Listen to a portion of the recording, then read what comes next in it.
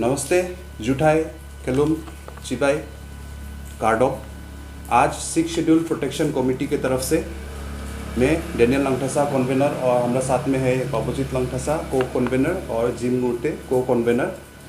बहुत इम्पोर्टेंट मुद्दा लेके आप लोग को साथ में इसको लेके क्या डेवलपमेंट हुआ है कुछ दिनों में वो शेयर करने के लिए आया है डिमा हासाओ को आदमी के साथ में। आप लोगों को मालूम है the constitution 125th amendment bill जिससे हम लोग को सिक्स शेड्यूल का जो चेंजेस अमेंडमेंट होने वाला है वो उसको लेके पूरा अभी चर्चा चल रहा है। और रिसेंटली पूरा 10 काउंसिल सिक्स शेड्यूल के अंदर में पूरा नॉर्थ ईस्ट में जो है वहाँ का रिप्रेजेंटेटिव दिल्ली में जाके श्री अमित शाह होम मिनिस्टर के साथ में मीटिंग करके आया, मेमोरेंडम सबमिट करके आया। तो वो जो मेमोरेंडम सबमिट हुआ है अलग अलग काउंसिल से सब इम्पोर्टेंट है क्योंकि सिक्स शेड्यूल जो है हम सब के लिए है, सिर्फ डिमा हासाओ के लिए नहीं है, सिर्फ कार्बी आंगलों के लिए नहीं है, सब के लिए है। मिजोरम का जितना काउंसिल, मेघालय का, त्रिपुरा का, आसाम का। तो इसलिए हम लोग सब इसको इम्पोर्टेंस दे के सब पब्लिक क्या क्या चेंजेस है बारीकी से हम लोग को इसको नज़र रखना है। तो इसलिए हम लोग को जो स्टेक होल्डर्स है हम लोग को डिमा हासाओ का जितना NGO बोलो, गांबुरा बोलो, एपेक्स बॉडी बोलो, वो लोग भी एक मीटिंग में बैठा था। काउंसिल ने बुलाया था 14 जुलाई को और बहुत सारा और भी मीटिंग्स हुआ है। हम लोग ने भी पहले बुलाया था सिक्स शेड्यूल प्रोटेक्शन कमेटी। मार्च महीना से हम लोग को इसको जोर लगा रहा है ताकि हम लोग को अमेंडमेंट अच्छा से हो बोल के अलग अलग ग्रुप्स में भी बुलाया। रिसेंटली DSU ने भी एक मीटिंग बुलाया। तो ये जो मेमोरेंडम गया फाइनली अमित शाह के हाथों, तो वो मेमोरेंडम में हम लोग का काउंसिल की तरफ से जो मेमोरेंडम गया उसमें हम लोग को थोड़ा डिसअपॉइंटमेंट जनाता है। हम लोग इतना खुश नहीं है क्योंकि 125th अमेंडमेंट बिल को लेके एक ही पॉइंट वहाँ में था हमारा काउंसिल के तरफ से, जो है कि अभी सीट्स बढ़ेगा, हमारा काउंसिल का सीट्स 40 सीट्स हो जाएगा ये अमेंडमेंट होने के बाद में। अभी हम लोग को 28 सीट्स है, वो 40 सीट्स हो जाएगा। उसमें 4 सीट्स जो है वो गवर्नर नॉमिनेट करेगा। तो हमारा काउंसिल ने सजेस्ट किया है कि वहाँ में जो एग्जिस्टिंग जो अभी प्रपोज बिल है उसमें लिखा है कि governor will appoint 4 nominated members. तो हमारा काउंसिल ने बोला है कि इसको थोड़ा चेंज करने के लिए वहाँ लिखने के लिए कि governor will appoint in consultation with the Dima Hasao autonomous territorial council. तो हम लोग इसको मानता है कि ये इम्पोर्टेंट पॉइंट है, लेकिन उसमें हम लोग एडिशन देना चाहता है कि ऐसा करने से और भी बेटर होगा कि the nominated members will be appointed by the governor on the recommendation of the chief executive member of the propose Dima Hasao autonomous territorial council. तो गवर्नर दैट वे सिर्फ मतलब नॉमिनेट करेगा, लेकिन जो रिकमेंडेशन है वो हमारा काउंसिल से जाएगा। नहीं तो अभी का प्रेजेंट जो अमेंडमेंट जैसे करना चाहता है उसमें तो गवर्नर का पूरा ऑल इन ऑल हो जाएगा, वो ही नॉमिनेट कर देगा हो जाएगा। तो ये पॉइंट इंपॉर्टेंट है, काउंसिल ने उठाया है, वो अच्छा बात है, लेकिन उसमें थोड़ा और मॉडिफाई होने से ये बेटर हो जाएगा। लेकिन बात है कि सिर्फ ये पॉइंट नहीं है वो बिल में जो इम्पोर्टेंट है, बहुत सारा और पॉइंट्स है, तो वो पॉइंट मिस आउट हो गया है। और क्योंकि ये पॉइंट मिस आउट हो गया है इसलिए हम लोग बहुत अभी डर में है कि अभी ऐसे ही प्रेजेंट स्टेट में पास हो जाएगा तो बहुत सारा हम लोगों को नुकसान हो जाएगा और ये सिक्स शेड्यूल पूरा चेंज हो जाएगा और फिर उसको वापस हम लोग को ये पावर्स को लेने नहीं सकेगा। तो हम लोग ने भी सिक्स शेड्यूल प्रोटेक्शन कमेटी ने भी एक मेमोरेंडम सबमिट किया है और वो सबमिशन हम लोग को ये काउंसिल का जो पूरा 10 काउंसिल का एक कमेटी बना है वो कमेटी को हम लोग ने एक मेमोरेंडम सबमिट किया है। और हम लोग आशा करता है कि ये मेमोरेंडम जो अभी 3 मैन कमेटी बनाया है under Shri Nityanand Rai, minister of state for home affairs, वो लोग का हाथों पहुंच के वो लोग एज ए स्टेक होल्डर्स सबका ओपिनियंस भी लेगा, हम लोग आशा करता है। तो आज का प्रेस के जरिए हम क्विकली इन शॉर्ट हम आप लोग को बताना चाहता है कि हम लोग ने क्या क्या प्रपोजल दिया है सिक्स शेड्यूल प्रोटेक्शन कमेटी की तरफ से जो चेंजेस होना चाहिए। एक नंबर है डायरेक्ट फंडिंग। आर्टिकल 280 अभी अमेंड करेगा बोला, लेकिन हम लोग चाहता है कि स्टेट का फंड में नहीं घुस के और स्टेट फाइनेंस कमीशन बाद में प्रपोज करेगा हम लोग का काउंसिल और डिस्ट्रिक्ट काउंसिल, विलेज काउंसिल और म्युनिसिपल काउंसिल में पैसा घुसने के लिए। इसको हम लोग चेंजेस चाहता है। हम लोग चाहता है कि आर्टिकल 280 ऐसा अमेंड हो ताकि यूनियन गवर्नमेंट से जो फंड आएगा वो direct district and regional fund of the council आएगा, जो एग्जिस्टिंग 6 शेड्यूल का पैरा 7 में ऑलरेडी एग्जिस्ट करता है। ये चाहिए। 2 नंबर जो सिमिलरली काउंसिल ने भी बोला, वो भी हम लोग चाहता है कि रिवाइज क्लॉज 3A1 की चीफ एग्जीक्यूटिव मेंबर जो है हम लोग का काउंसिल का, वो रेकमेंड करेगा 4 नॉमिनेटेड मेंबर्स को, उसके बाद गवर्नर अपॉइंट करेगा, मतलब अप्रूवल देगा। ये हम लोग चाहता है। अभी का सिस्टम में तो अभी का प्रपोजल में डायरेक्ट गवर्नर अपॉइंट करेगा, वो हम लोग भी अपोज करता है। 3 नंबर इलेक्टोरल ऑटोनॉमी। अभी का जो बिल जो प्रेजेंट किया है उसमें हमारा काउंसिल का सब इलेक्शन का रूल्स प्लस इलेक्टोरल रोल बनाने का पावर, कॉन्डक्ट ऑफ इलेक्शंस, सिर्फ काउंसिल नहीं, आने वाला दिन में विलेज काउंसिल और म्युनिसिपल काउंसिल वो असम स्टेट इलेक्शन कमीशन उसका हाथों चला जाएगा। ये हम लोग अपोज करता है। हम लोग प्रपोज करता है कि ऐसा नया चेंजेस लाओ 6 शेड्यूल में कि एवरी ऑटोनोमस काउंसिल अपना एक इलेक्शन कमीशन बॉडी बनाने सकेगा।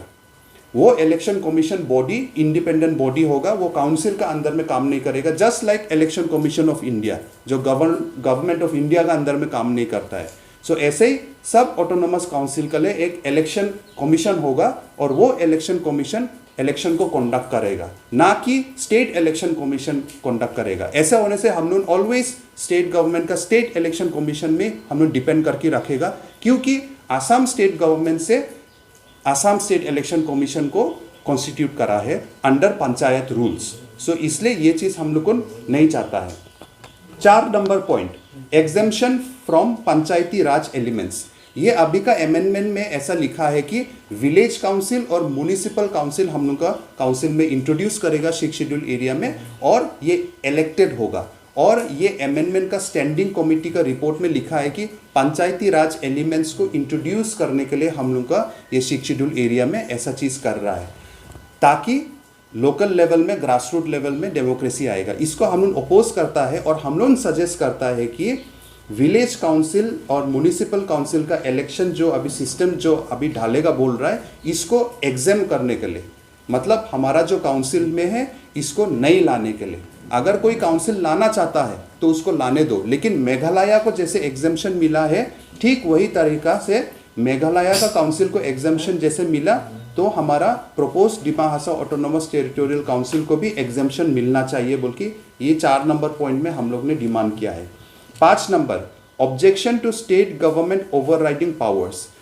असम स्टेट गवर्नमेंट ने बोला है कि जो अभी का अमेंडमेंट में लैंड और लैंड रिफॉर्म्स जो पावर जो 6 शेड्यूल का हाथों में आएगा, उसको असम स्टेट गवर्नमेंट ने थोड़ा मतलब ऑब्जेक्शन जताया है। असम स्टेट गवर्नमेंट बोल रहा है कि बहुत सारा प्रोजेक्ट्स के लिए हम लोग को ज़मीन लेना पड़ेगा और उसमें काउंसिल का ज़्यादा हाथ में अगर लैंड का पावर होगा तो प्रॉब्लम होगा, तो हम लोग को इंफ्रास्ट्रक्चर प्रोजेक्ट्स के लिए ऐसा वाला चीज़ के लिए हम लोग को लैंड चाहिए बोल के, इसलिए वो लोग पावर काउंसिल के हाथों में लैंड का पावर पूरा देना नहीं चाहता है असम गवर्नमेंट। ये वो लोग ने अपना ऑब्जेक्शन दिया है, उस ऑब्जेक्शन को हम लोग ऑब्जेक्ट करता है और हम लोग बोलना चाहता है कि ये अगर लैंड का पावर जो है अगर हमारा काउंसिल के हाथों में नहीं रहेगा तो ये ऑटोनॉमी का शब्द और ऑटोनॉमस जो शब्द है उसका कुछ मतलब नहीं रहेगा।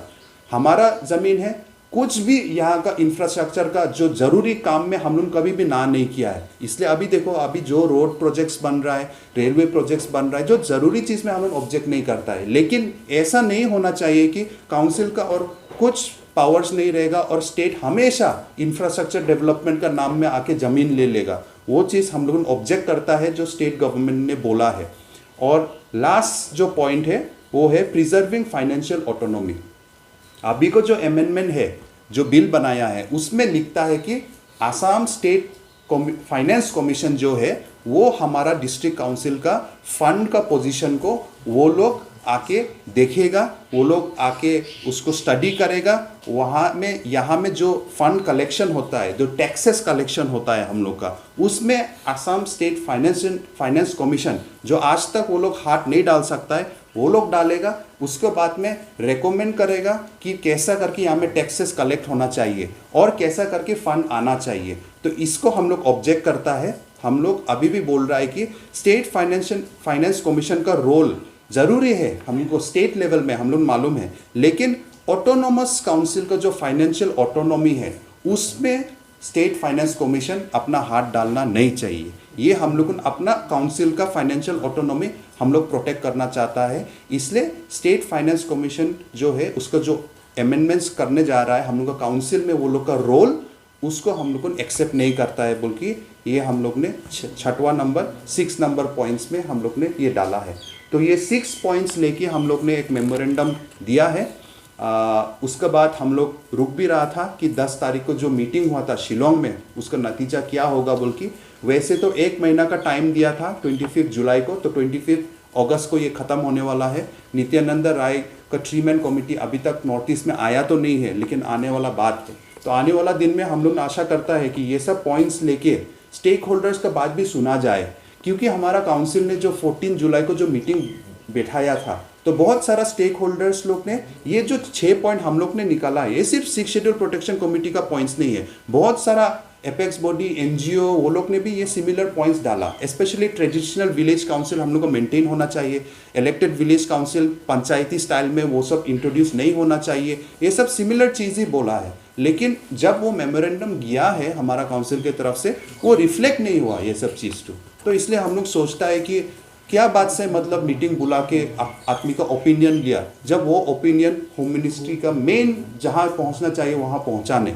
तो इसलिए ये सब गलती ना हो, आने वाला दिन में सब मिलके हम लोग काम करना है, सबका आइडिया लेना है, और सब जो भलाई चाहता है ये डिस्ट्रिक्ट का, ये ओपोजिशन पार्टी का होने दो, कोई एनजीओ का होने दो, कोई एपेक्स बॉडी, कोई एक नॉर्मल एक सिटीजन होने दो, एक इंटेलेक्चुअल होने दो, सबका व्यू पॉइंट लेके आगे बढ़ना है। और आने वाला दिन में आई होप हम लोगों को और भी अच्छा कदम लेगा, और ऐसा वाइटल हम लोगों को जो पावर है उसको हम लोगों को अगर छोड़ देगा तो आज के दिन में हम लोगों को ऑटोनोमस स्टेट तो मांगता है, लेकिन घर बनाना चाहता है, लेकिन हम लोग का खूंटी, हम लोग का पिलर ही टूट जाएगा तो कैसा होगा। 6 शेड्यूल हम लोग का पिलर है, 6 शेड्यूल हम लोग को शेड्यूल ट्राइब के लिए दिया गया था, और उसका पिलर अगर हम लोग लूज कर देगा तो कल ऑटोनोमस स्टेट मिल जाने से भी हम लोग एक तो नॉर्मल एक तो स्टेट जैसा होगा, तो उसमें 6 शेड्यूल का खतरा अब आने वाला दिन में उन लोगों का सर्वाइवल कैसा होगा उसको भी सोचना है। तो पहले हम लोगों को इसको 125 अमेंडमेंट बिल को बहुत ज़्यादा इंपॉर्टेंस देना है,